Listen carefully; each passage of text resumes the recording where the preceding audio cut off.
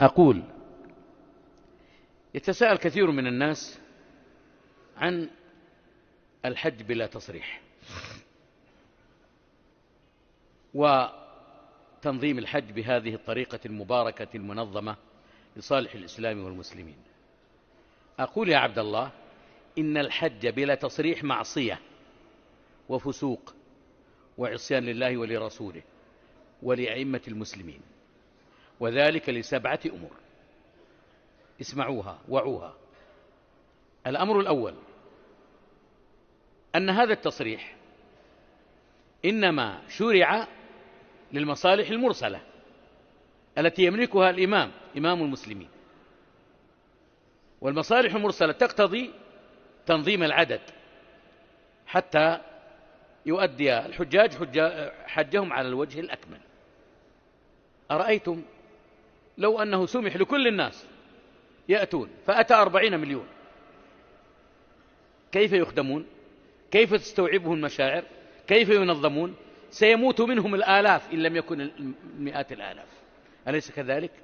ولا يغيب عن أذهانكم قبل أن يقام هذا الصرح العظيم للجمرات كم كان يموت فيها من البشر؟ قبل توسعة الطواف كم كان يموت في الطواف؟ رأيتم ذلك؟ والمصالح المرسلة قاعدة أصولية مقررة شرعا.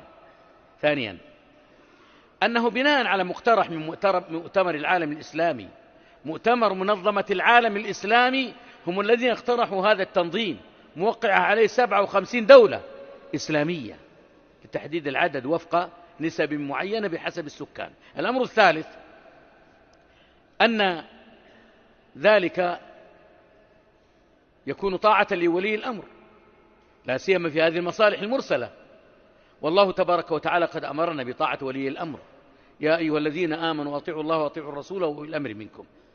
فمن فعل ذلك فقد عصى ولي الأمر، ومن عصى ولي الأمر فقد عصى الله ورسوله. قال رسول الله صلى الله عليه وسلم: من أطاعني فقد أطاع الله، ومن عصاني فقد عصى الله، ومن أطاع الرسول ومن أطاع الأمير فقد أطاعني، ومن عصى الأمير فقد عصاني. وهذا شرع للمصالح المرسلة للمسلمين. الأمر الرابع: أن هذا المحتال الكذاب الذي يريد أن يحج بدون تصريح قد يضطر إلى ارتكاب عدد من المخالفات فيقع في كثير من الآثام والحرج. بس دقيقة واحدة تكفى. يضطر إلى ترك الإحرام من الميقات، يضطر إلى الدخول بدون ملابس إحرام، يضطر إلى أمور كثيرة. الأمر الخامس: أنه قد يؤذي المسلمين ويتبول ويتغوط في طرقاتهم. الأمر السادس: أنه يؤذي نفسه، هو نفسه يؤذي نفسه. الأمر السابع والأخير، وعندي أمور أخرى لكن سأكتفي بهذا، أنه من الاستطاعة